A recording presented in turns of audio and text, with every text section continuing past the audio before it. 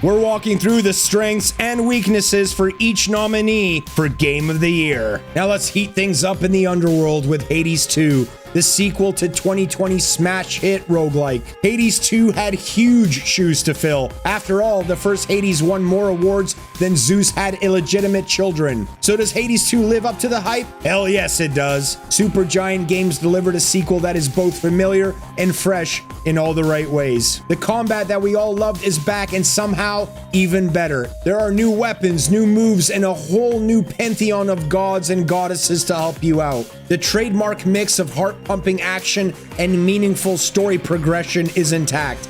Every run, whether you succeed or die, and you will die a lot, you get more story bits, more banter with the Olympians. The writing and voice acting are again top tier. The impeccable combat and flawless characterization across a huge roster makes Hades 2 a sequel that surpasses even its excellent predecessor. The art style is the same gorgeous hand-drawn flair with even more variety in environments. And the music, Darren Korb cranked up the metal this time, adding some darker industrial tones. Most importantly, Hades 2 retains that just one more run magic.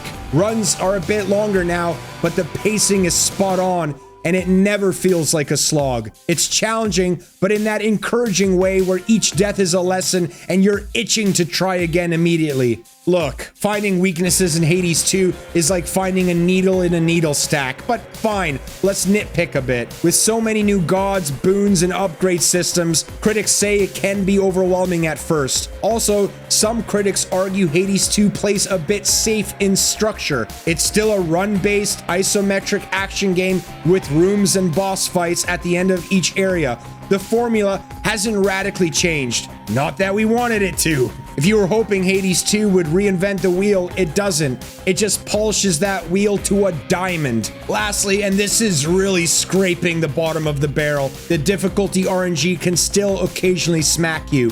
Sometimes the boons you get just don't synergize and the run feels doomed by bad luck. But honestly, even a bad run in Hades 2 is fun, so cry me a river. Hades 2 is a fiery triumph of a sequel.